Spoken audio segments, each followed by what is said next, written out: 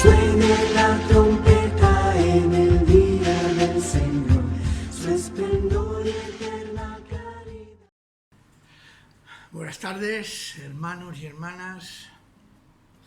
Vamos a seguir profundizando en muchos conceptos que atañen a nuestra vida espiritual y a todas aquellas cosas que han de formar nuestra mente una estructura dentro de los parámetros de la palabra de Dios, de las Escrituras. Y vamos a seguir, pues, como línea, diríamos, nuclear, romanos, pero nos vamos a ir tomando temas también a raíz de esta línea central. Mirad, la verdad es que la carta a los romanos tiene esa particularidad, y lo he dicho y lo repetiré, es como una especie de resumen doctrinal, una especie de compendio de todo lo que es la fe cristiana, el contenido de esa fe. Además, tiene una característica que para mí es interesantísima, es el traslado, el trasvase de una fe centrada en el judaísmo a una fe que ha de expandirse y que ha de abrirse a un mundo diferente, de mentalidad distinta, de costumbres diferentes a la del mundo hebreo. Pero hay una realidad que no podemos evitar y que quizás espero que cuando llegue el momento en que nos encontremos con el Señor, todo esto quede en agua, sin sentido. Cuando nos aproximamos a la figura de Jesús de Nazaret, cada uno, y digo cada uno, y vosotros que me estáis viendo y escuchando, es una realidad, cada uno lo interpretáis, lo interpretamos de forma diferente. Esto es inevitable. Claro que hay elementos muy comunes y gran cantidad, pero siempre hay aspectos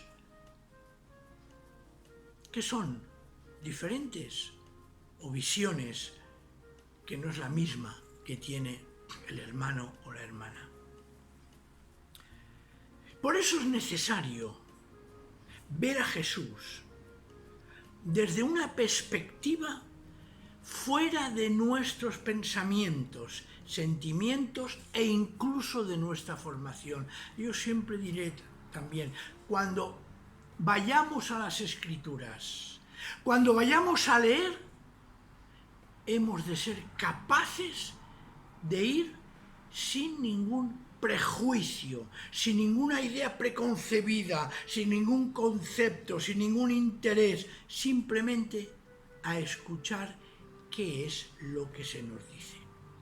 Yo recuerdo que alguno de vosotros también lo recordará, en un discipulado, yo suelo empezar primera clase, primer estudio, diciendo lo siguiente: doy una hoja en blanco, doy un lápiz y pregunto, dibújame a Dios. Claro, las caras de sorpresa, las caras de decir, bueno, ¿y qué pasa aquí con esto? ¿Qué hago? La mayoría dibujáis. Pero una vez uno que acertó, me devolvió la hoja en blanco y me dijo, a Dios no se le puede dibujar. Exactamente. Dios es inimaginable. Si ahora yo hiciera la prueba y dijera que cada uno, donde estáis ahora, en casa o en donde estéis, cogiera un folio blanco y dibujaseis a Jesús. ¿Qué es para ti Jesús? ¿Quién es Jesús? E incluso iría más allá. ¿Qué pensáis de Jesús? Cada uno de vosotros daría una visión personal. En algunas cosas, evidentemente, coincidiríamos, pero en otras no. Por eso cuando Pablo habla de Jesús, y concretamente en la carta estrella, que es Romanos, lo hace necesariamente desde una visión. Y una visión que es, sinceramente lo digo, la acertada. Es desde una visión judía. Porque él era fariseo. Porque él era así. Además, Pablo se planteaba un tremendo problema. Porque dentro del cristianismo primitivo que surge, que vive durante 40 años en la sinagoga, mezclado con los otros fervientes judíos, no existía un vocabulario preparado para que pasase esa fe al mundo pagano y entonces se entendiera. El trasfondo bíblico necesitaba un modo de expresarse cara al mundo extrabíblico. Y claro, con el paso de los siglos, sobre todo con el desastre que se produjo, y lo digo con franqueza, con el emperador Constantino, que quiso unificar todo el imperio bajo una sola fe, y lo hizo precisamente bajo el cristianismo, surgieron palabras y expresiones, pero con el peligro que esa enseñanza sufriera una cierta distorsión. Y de hecho fue así. Y surgieron, y lo digo y sin ningún problema, surgieron doctrinas ajenas a las Escrituras que se intentaron y se intentan aún justificar en las Escrituras, como es la relación Padre, Hijo y Espíritu Santo, es decir, lo que llamamos la Trinidad.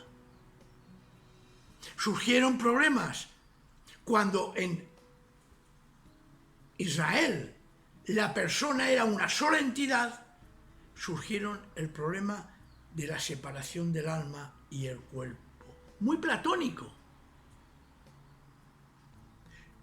Surgió la idea de hijo de Dios desde el punto de vista pagano y se desvió desde el punto de vista bíblico. Y hay muchas cosas más que podríamos analizar. Por eso creo necesario que debemos de acceder a Jesús de forma objetiva, pero sobre todo sin perder la línea y la perspectiva del Antiguo Testamento, y no desde nuestra propia forma de ser. Mira, las primeras iglesias no tenían el Nuevo Testamento, no lo tenían, como lo tenemos nosotros, y debían de predicar a Cristo bajo dos parámetros. Uno, recordando su historia, sus palabras y su obra, y nada más, sin nada escrito. Posiblemente habrían lo que le llamamos la fuente Q, que es la fuente Keller, que significa dichos de los apóstoles. Hay dichos de Jesús escrito por alguien que los utilizaba, pero predicaban a Jesús desde el Antiguo Testamento. Tenemos varios ejemplos. Mira, os invito, por ejemplo, en Hechos capítulo 18, versículo 28, que dice así, aquí.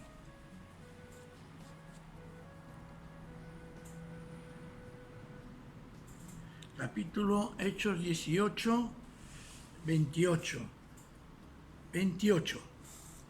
Dice así: con sólidos argumentos, refutaba en público a los judíos, demostrándoles con las Escrituras, y se está refiriendo a lo que hoy nosotros llamamos Antiguo Testamento, que Jesús era el Mesías. En el mismo Hecho de los Apóstoles, en 17:3, dice, Pablo asistió a sus reuniones y durante 3 sábados consecutivos departió con ellos, explicándoles y demostrándoles con base en las Escrituras que el Mesías había de padecer y resucitar de entre los muertos. Es la Escritura la que realmente era el fundamento de la predicación de los apóstoles.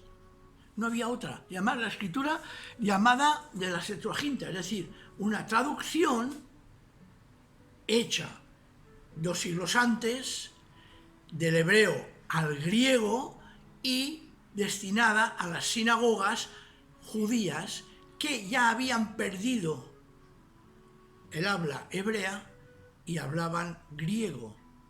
Fijaos la importancia que tiene esto. Y esto lo hacía Pablo. Se iba a la sinagoga judía, como nos dice Hechos 18:4, y dice, todos los sábados intervenía Pablo en la sinagoga e intentaba convencer tanto a judíos como a no judíos. Esto es lo que hacía. Claro, hay palabras realmente chocantes en este sentido.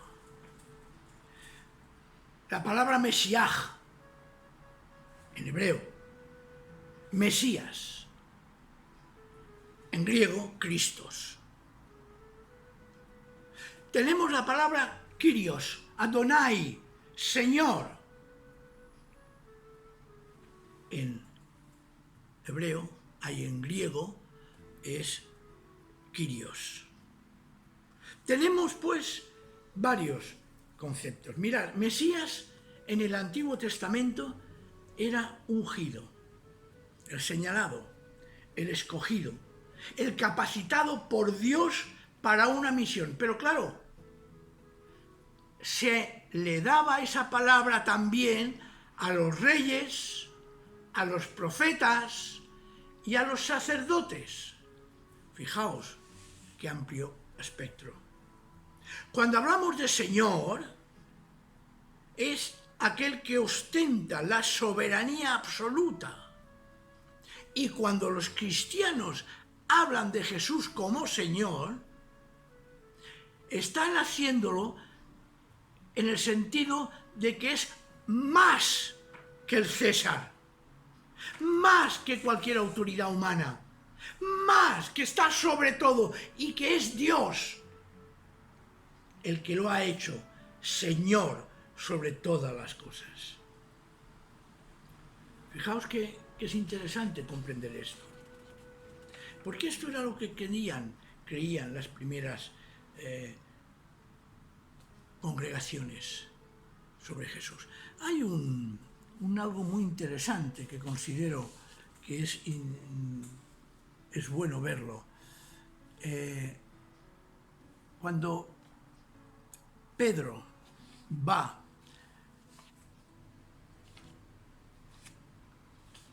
y predica en Pentecostés, lo que él hace es una primera expresión de fe bastante completa.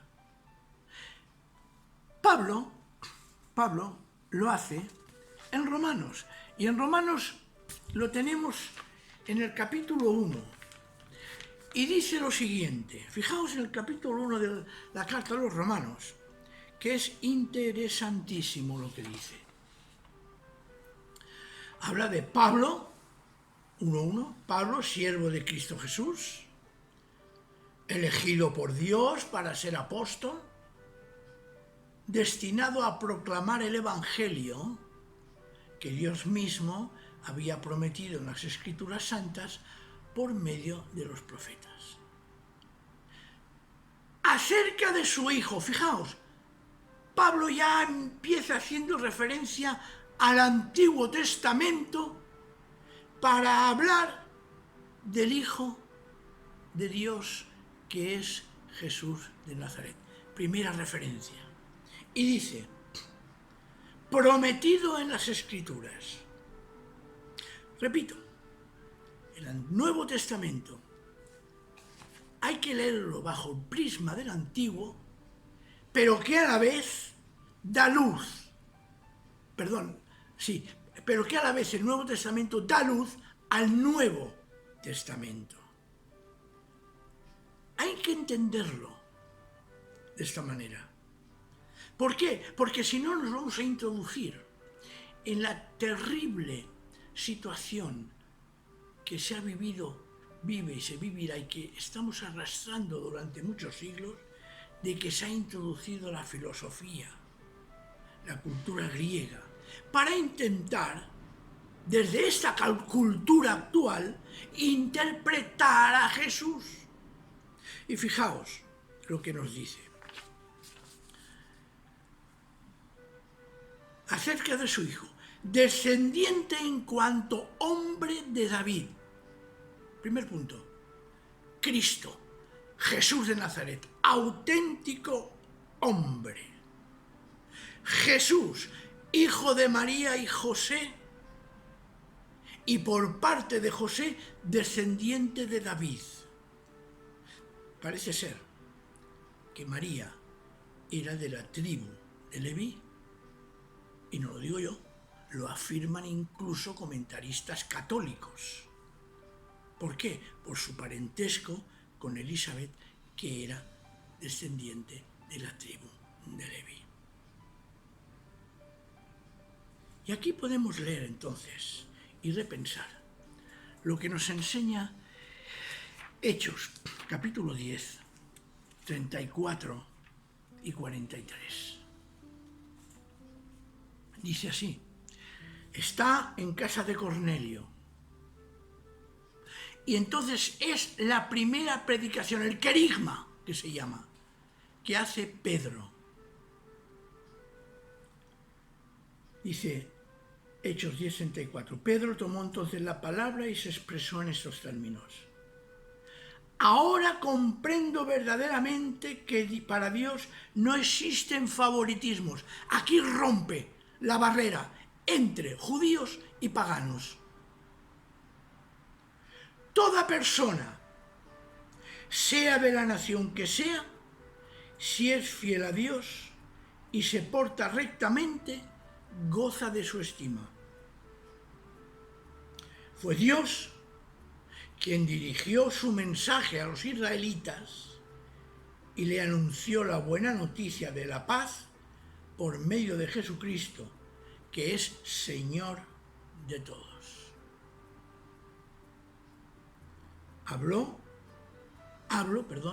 ya sabéis, de lo acontecido a lo largo y ancho de todo el país judío, comenzando por Galilea, después que Juan proclamó su bautismo. Pedro se cita, el ministerio de Jesús se inicia en el bautismo. Dice,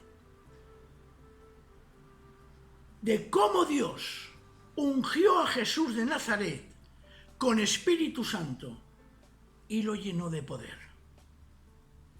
De cómo Jesús pasó por todas partes haciendo el bien, curando a todos los que padecían oprimidos por el diablo, porque Dios estaba con él. Y nosotros somos testigos de todo lo que hizo en territorio judío, especialmente en Jerusalén. Después lo mataron colgándolo de un madero. Pero Dios lo resucitó al tercer día y le permitió aparecerse. No a todo el pueblo, sino a nosotros, los que fuimos escogidos de antemano por Dios como testigos, y tuvimos ocasión de comer y beber con Jesús después de que resucitó de la muerte. Pues bien, Jesús ha sido quien nos ha mandado anunciar su mensaje al pueblo y proclamar que Dios lo ha constituido juez de vivos y muertos.